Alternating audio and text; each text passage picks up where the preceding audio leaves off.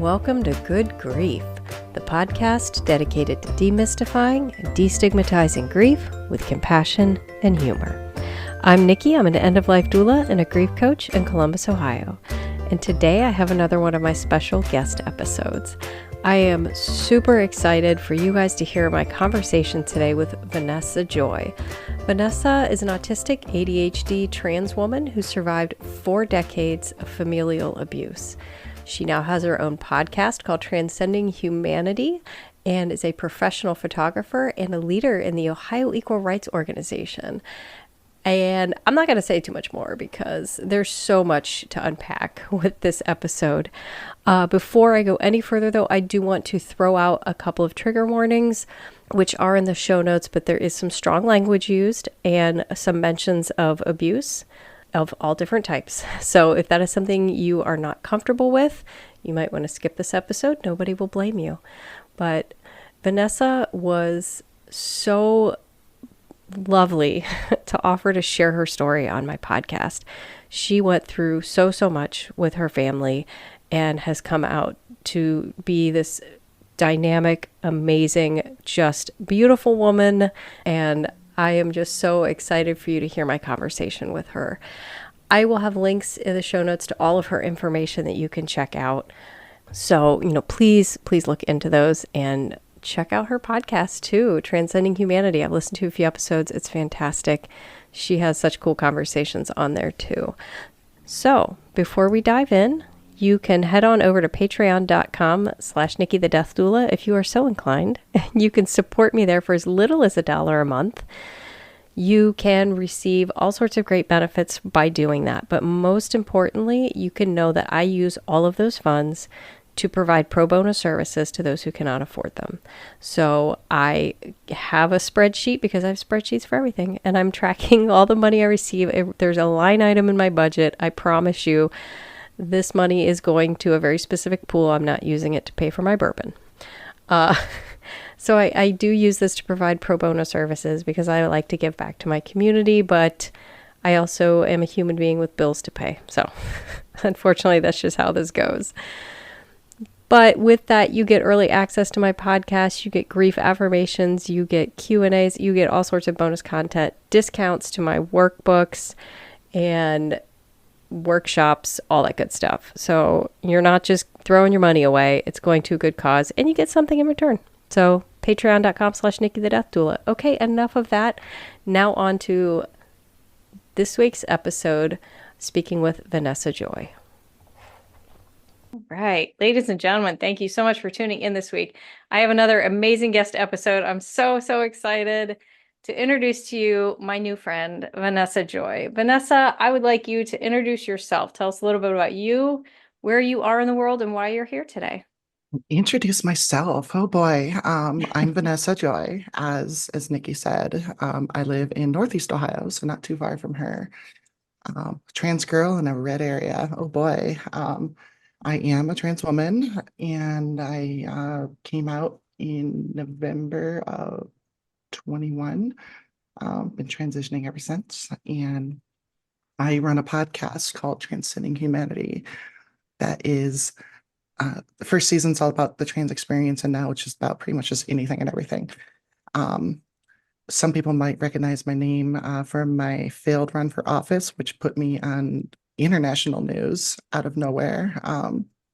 I ran for the Ohio House of Representatives, but was disqualified because I changed my name. So I popped up on the news a lot there. And then, so that was fun. I'm a photographer by trade, primarily real estate, but I'm getting into other things. And just kind of the art of it is my passion. I'm just a girl sitting here being obnoxious and sweating, even though the air conditioning's on. Me too. You know what? It's cooler than it was last week. I was moving last week and in all that, like solo moving, because I just moved into my new place. And in those mid-90s and 4,000% humidity days, like I did like 5 carloads on Friday and then 1 on Saturday with a helper, but Friday I didn't have a helper. And I'm surprised I survived. So yeah, I'm surprised too because I died twice just hearing you say that. So Uh, Guess we're on the right podcast for that. I know, all about death and dying. Hmm. We are over here dying of heat. It is disgusting. It is a little better today. It Um, is. It's nice today. anyway, all right. So back on topic. So tell us a little bit about where you came from, like your background, your family, and your overarching story of interesting grief that you have shared with me. Well, from what I understand, I unfortunately came from my mother's vagina, but I don't like to think about that. Um, so I grew up in a very conservative Christian family, with a strict hierarchy. I was the younger child, and I have an older brother. My father was one of those people that kind of subscribed to the eldest gets everything, gets all the responsibilities, gets all the money, gets all everything. And I was the backup, like Prince Harry, essentially. I think his book's called The Second or something like that, a Yeah. second. Hmm. Um, so it's kind of like that. And honestly, my family was kind of run like that. So very insular and very, everything was very secretive and controlling. So I grew up very sheltered and wasn't allowed to date until like late in high school. Um, and somehow I managed to get to go to a liberal school. I went to Kent State University, Oh, but yeah. I wasn't allowed to live there. I had to live at home. Oh. So which didn't stop me from drinking, sexing, all the things, you know. But so then later on, I joined my family's business. It was a manufacturing company. I joined it because my brother had been running it, and I had been working for the family business for years, like doing assembly and stuff like that, but not in actual management. And my brother pretty much had a mental breakdown. And he disappeared from all of our lives after my dad. He says my dad tried to kill him. I don't know what to believe. I wasn't there. But so I got put in charge of the company. I was 25, I believe, and I had no idea how to run a business and no management experience at all. But my parents ran the business that it was very shady. They cooked the books all the time, and they needed Mm, somebody that they could control to run it. gotcha. They lived off borrowed money from suppliers, from banks, and they tried living this lifestyle of the rich and famous with like big houses and fancy cars and rich friends and all that. But it was all fake, and they needed someone that could, keep up that illusion. Mhm. And dumbass me was there to do that because I had grown up in this horribly abusive home, and it's all I knew. It was easy to control. They had conditioned me for years. So I ran the company until 2019, when I finally decided to leave it. My parents had gone through a divorce, and starting in like it was like 2015, and my mother had pulled a lot of money out of the company to pay her lawyer, which means the company had to shut down for a while, and then we restarted, and then had to shut down again. To the point where I had to meet with our largest customer to sell the rights to the products in order to get us running again. And during that entire process, my mother's attorney had a court-ordered receiver put in place. And the first thing he did was we got like $550,000 out of the sale of the intellectual property and distribution rights. First thing he did was take 150 of that to pay himself and the other two divorce lawyers out of the company funds.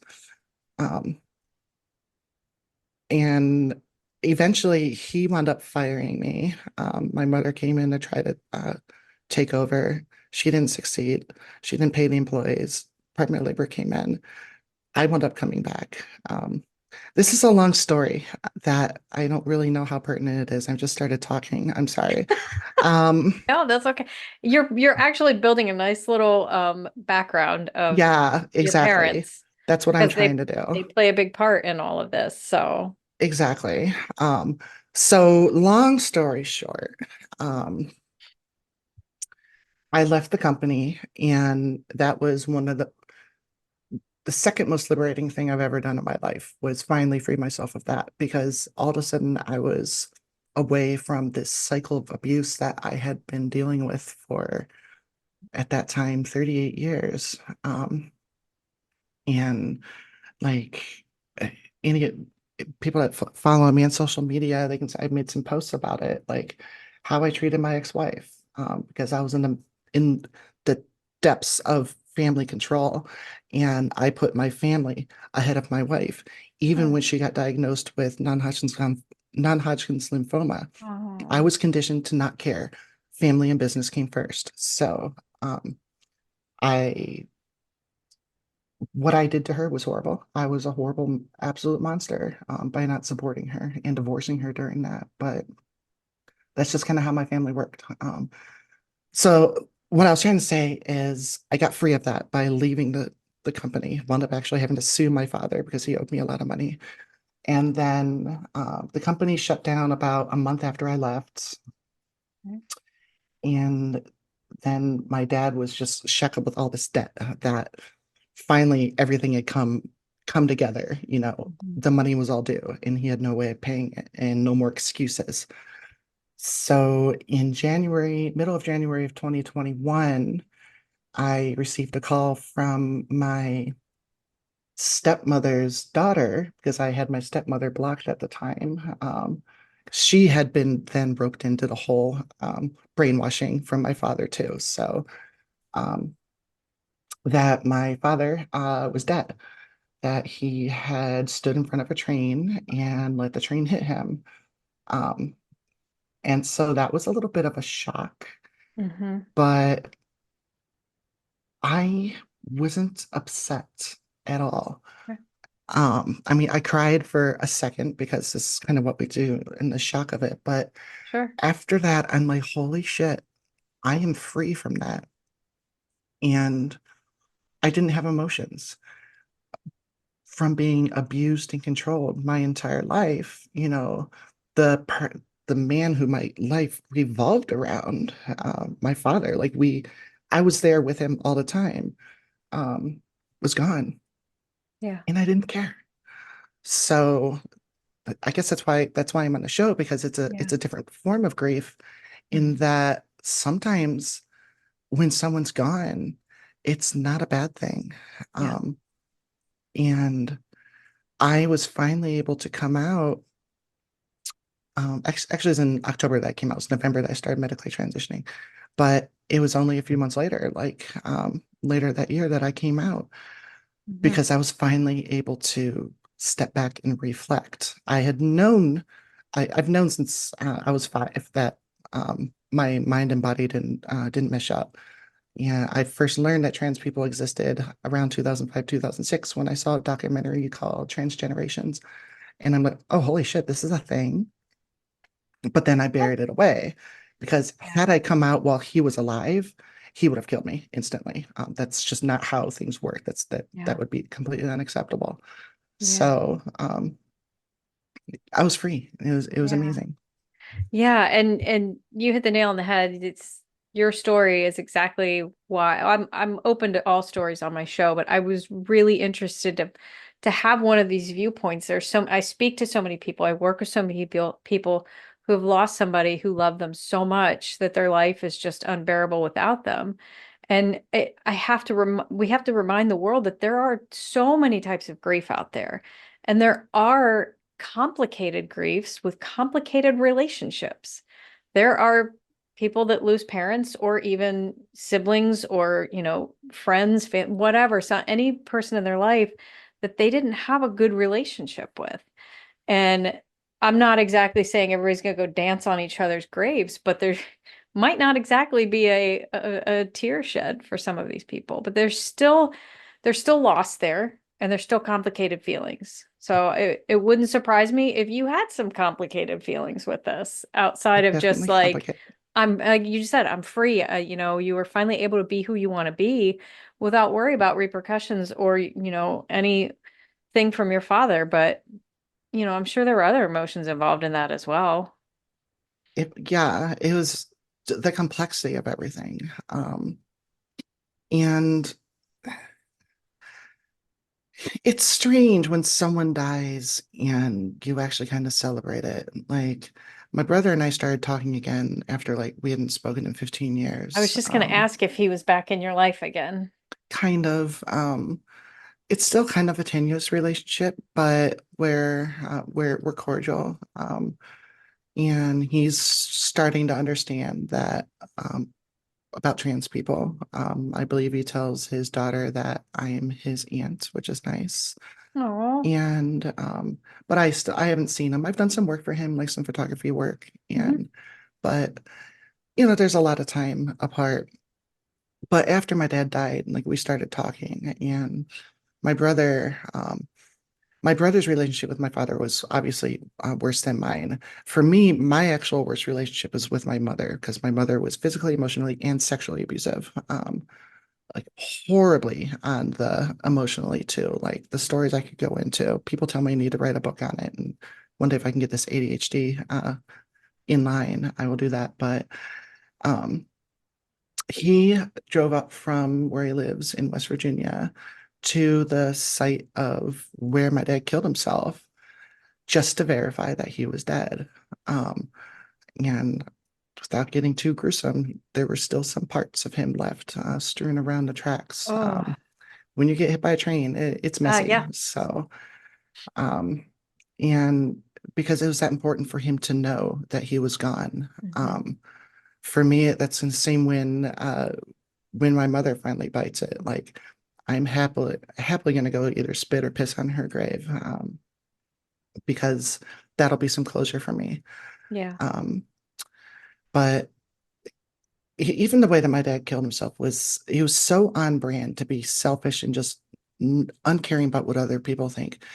Because what about the train engineers? There are two Right. engineers running that train Yeah. that had to watch that happen. Yeah. What Knowing do they that have to deal with? you It can't takes stop over the a mile. trains. They're not No, like you can't stop a cars. train. No, Ugh. not train air conditioners, not a sponsor, but could be. Um, but yeah, so it's imagine because now they're gonna have that trauma in their Yeah. life. It's like the last thing he did in his life had to hurt even more people. Yeah. So it's it's complicated to know that that's there. And I made another post on Father's Day, kind of about the legacy that my father should have left behind, but he didn't. He was a genius, like by far the most amazing, smartest, creative person I've ever met in my life. He was an auto restorer. He won countless awards between the 80s and 90s, restoring like teens, 20s, and 30s cars. And he was an inventor, all kinds of things. But he was held back by this. He had pretty much created his own religion. And as further along in his life, he became absolutely absorbed with it to the point like Mm. where he said his God told him to buy this mansion in Ravenna, Ohio, this 19,000 square foot money pit. And it was his mission to buy it and turn it into like a haven for people. And he brought on staff to restore it. And it was Oh. absolutely crazy, but it's kind of where his mindset went. And this man that should have left a legacy wound up, he's not buried in a graveyard. He's buried on the grounds of that house, which is then sold. So I believe in an unmarked grave next to a couple of his dogs. Wow. There was a small little service, and like a couple people showed up. My brother showed up to, again, make sure he was gone. Um, but that's it. Now, if you look him up, look up Dale Adams online, hardly anything comes up. This man that should have left a legacy died penniless. The, I received no inheritance. My brother received no inheritance. I think his widow got like $20,000 out of at least a half $1.5 million estate because he was in so much debt that it all got sold off. Oh. So it's sad that someone that should have had a legacy is just instantly forgotten, just erased from time because he treated people so poorly. And no parent, it's upsetting to think, and I hope that I don't I'm not a good mom to really to my son. I'm gonna be admit to that. But I'm autistic. I struggle with chaos and stuff like that. But I still want to make sure that he knows that I legitimately love him and support him, Mm-hmm. unlike what I receive from my family. Because if you die and your kids celebrate that, what Yeah. the fuck did you do with your life? Yeah. There's your explicit rating. Well, and you had mentioned earlier, and I wanted to just kind of stick a pin in this, when the day comes your mom passed away, you'd be happy to spit on her grave and you tied it up perfectly there. Like to know, even if you don't know, but to have a child that would celebrate your death. What could you possibly have done wrong? What could you have done to fix that? And honestly, the answer is easy. You just need to love your child. Yeah. And when you and I spoke before, I brought this up. Like, I don't have children, so I can't ever even remotely know what it's like to have children of your own. There are women out there that will tell me I will never know what real love is because of that. I hate that. I know. Fuck those women. Fuck those women. I'm I will sorry. say thank you. That is incorrect. But Yeah. regardless of that, I think I have a good idea of what, unconditional love is. I unconditionally love my family to the end of time. Even I didn't have the best relationship with my brother and he died and I still mourn him every day. But I can't fathom looking at my child who I bore from my loins and saying, I don't love you, or, you're wrong for, you know, being transgender or whatever it is that I can't love you and I hope you go to hell. I can't, I just, It's I have it's no mind words. blowing. You see it so often too, like Yeah. in the queer community, the trans community especially. When we come out, a lot of us are just completely shunned. Hmm. And I want to explain something to your listeners about Please. how trans people work. The conservative agenda has painted us as pedophiles and that it's a Yeah. choice. It's not. No. If you talk, like, I have trans friends from all over the world that I've met through doing my podcast and other things. We all have very similar experiences for the most part. Like a lot of us have known since we were young that something is wrong. And even science has been doing research on like trans women's brains and found that they match up much closer to a cisgender woman's brains than a cisgender male's brains. Um, and cis isn't a slur, by the way. That just means, yeah, it's not a slur. Look it up. Yeah. Um, It's not. No, I know. but we are quite literally born this way. The Hmm. only choice that we have in the matter is whether or not we come out. And a lot of us that don't come out for whatever reason wind up killing ourselves. Because what it is my body formed male, my brain is female. Hmm. And that's what the science has been showing. And so my entire life, one, as my body matured, what I saw in the mirror wasn't what my brain said I should be seeing. And two, my brain had been craving estrogen as a hormone and instead was being fed testosterone. For trans men, it's the opposite. For non-binary people, it's all over the place. And so that's what it is. It's not a choice. We're born that Yeah. way. So to my point, if you push your child away for something, any condition, anything at all, be Yeah. it gay, trans, autistic, you have failed as a parent because your job is to support and love them. Your Right. children did not ask to be born. That was Yeah. your decision. Yeah. It's your responsibility Yes. to make sure that they grow up. Hmm. And it breaks my heart to see Yeah. parents pushing their kids out. Because why? The kid did nothing wrong. They're No. just trying to live. No. So, And that's part of why I got into the line of work I got into is I've just heard so many horror stories of people. There was a woman I trained with when I was receiving my training as an end of life doula who was doing what we do way before death doulas were even like a thing in the Mm, 80s during the AIDS crisis, because so many mm. gay men, even straight men, just people with AIDS, were being treated like, lepers from the leprosy era in the Bible. Like they were stuck in a corner. The nurses refused to touch them. The doctors refused to touch them. And they were dying alone and scared. And she would just go sit with them so they didn't have to be alone. I'm And getting goosebumps. I know. And she told me that she was telling us that story, and I'm like, I'm bawling by the end of it. Hmm. And I can't bear the thought of anybody dying alone. And there are so many people, transgender and LGBTQ, any of the, that are ostracized by their family. And they may have a chosen family, which I love, and I will always embrace that, and their friends and any other loved ones that are around them. But there are so But many.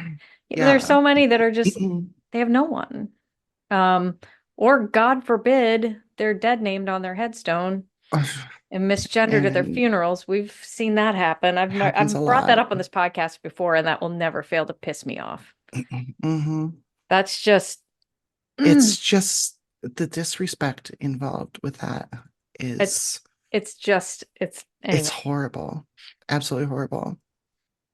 Yeah, Yeah, sorry. we It's could my turn go to all burp. day on that. So, um, I had a question. This happens every time I talk to somebody. I'll have a question. I'm like, I gotta ask this later, and I don't write it down, and then it just floats away. So it That's might come back. that's the ADHD talking. I know it's in the room. It's flying around Yeah. here somewhere. Might see it again, but I might not. Um, so I'm curious to know a little bit about taking your family out of the equation with your transition. If you experienced any other type of grief with this, if there were other people in your life maybe that were not either not accepting or just, how do I phrase this? um, you became you, but a different you. Was there Yeah. any grief with the loss of the you were before you are now? I did not word that Um, well, but you know what I meant. on a personal level, I don't grieve that loss. It was a boy suit that I finally took off. But Yeah. as a businesswoman, it was hard. I was, as a real estate photographer, I was doing about $50,000-$60,000 a year. Not huge money, but it was enough, Not you know. bad. As soon as I made my coming out post, I I made the post in, I guess, October, and I went pretty much November and December with no work. All of my clients just disappeared. Um, wouldn't answer calls, wouldn't answer emails, and it was pretty obvious why. And so I've had to rebuild my business, but it's been exceedingly hard to do that because finding clients that will work with me, it's so hard. I'm very good at what I do. Mhm. Nikki will probably link my website in there. You can Yes, see I will. my work. And I honestly think I'm one of the best photographers in the area, especially for real estate. Mhm. But people won't hire me just because I'm trans.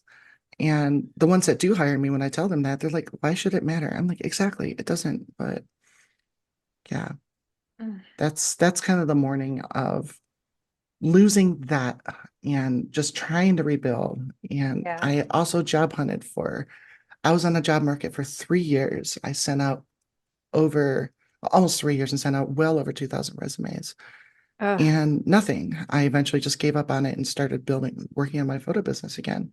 But had I applied as my dead name and as a male, I think I probably would have had a job a lot sooner. Mhm. But I refused to do that on principle. So, Yeah.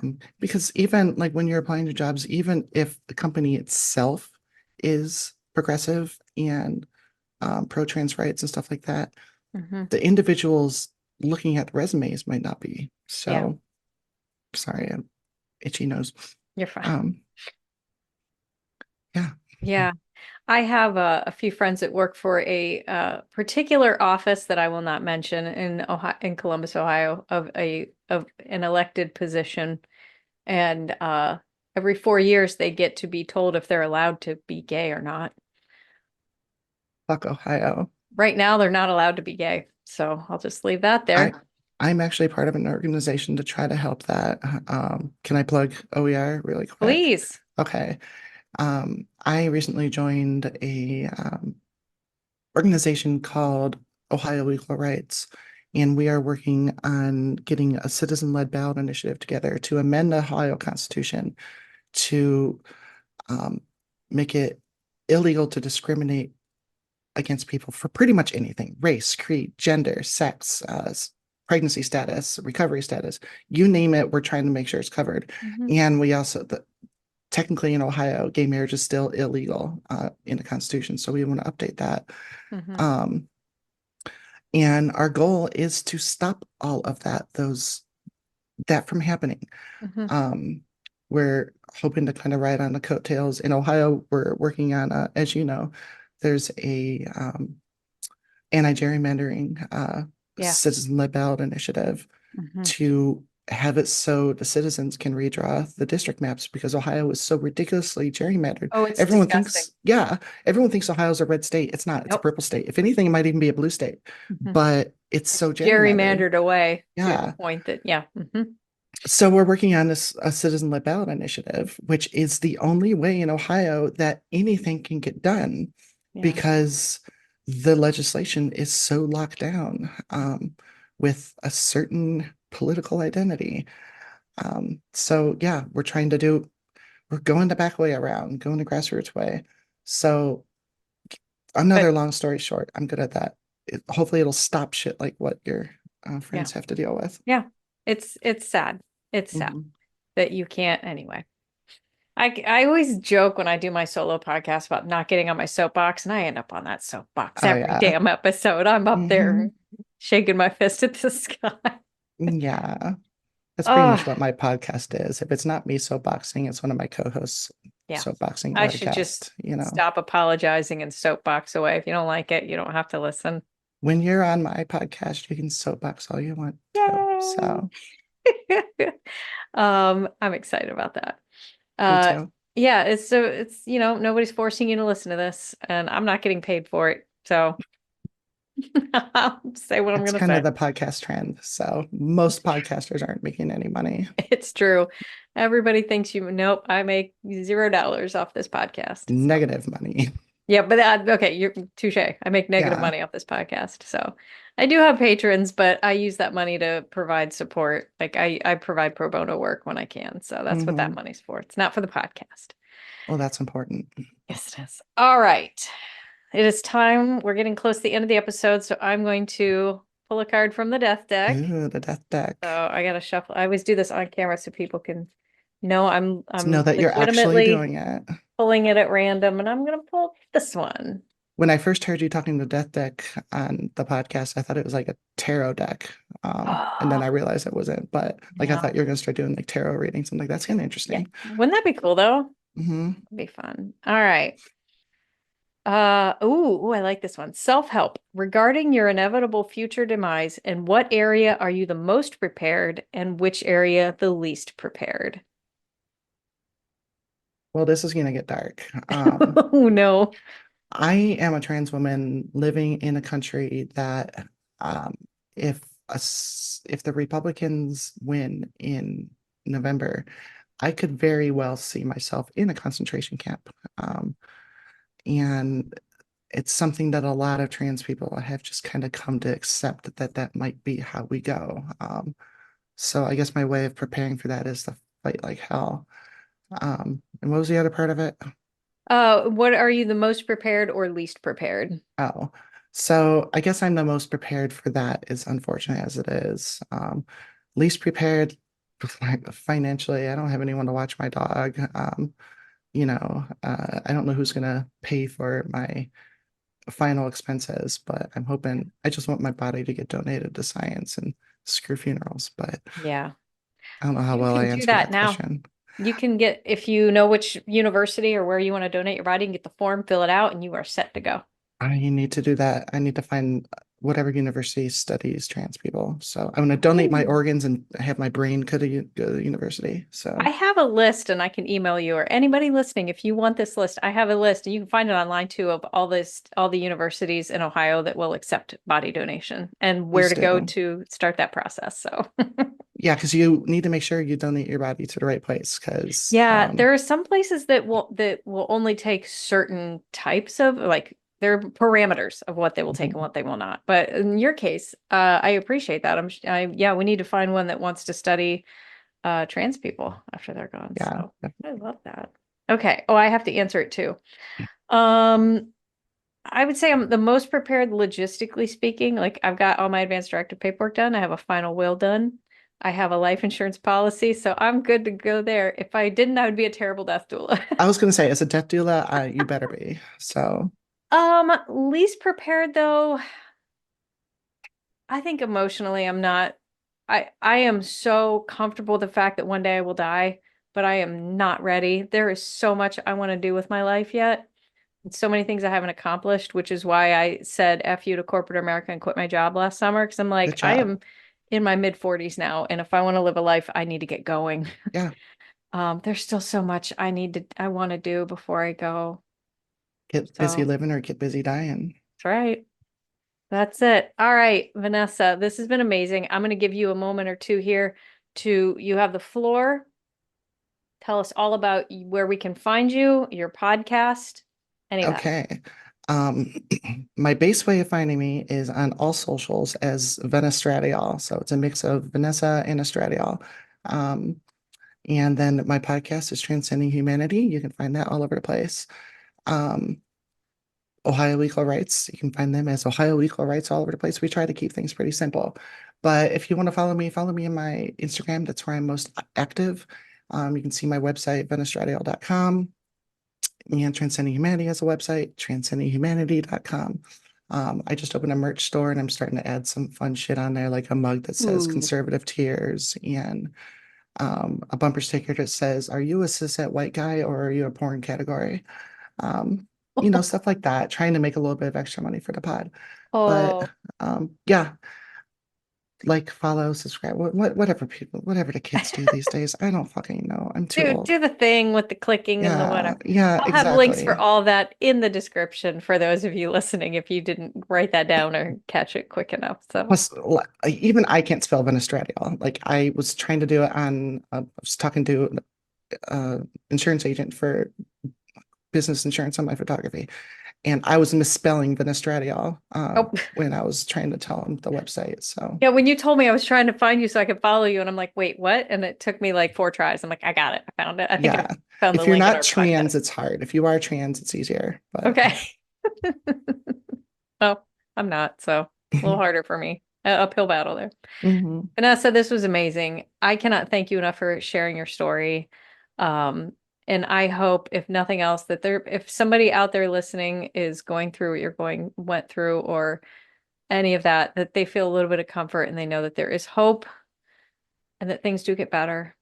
It's okay to not be sad when someone dies, and you don't need to feel guilty. It is okay. And whatever you're going to feel when somebody dies is what you're going to feel, and that is valid. Exactly. So Exactly. Thank you for having me. This awesome. was fun. Yeah, for sure. All right. Thank you so much. Another huge thank you and shout out to Vanessa for bravely sharing her story with me and you all, so that, hopefully if you are going through something similar, you can feel a little less alone. And I have no doubt you could hear her passion and mine about what we do and what we stand for. So I hope you appreciated that episode. There is all sorts of great information in the show notes, including links to her social medias, her podcast, and personal stuff, and Ohio Equal Rights that were mentioned. So if you are so inclined, please go check that out.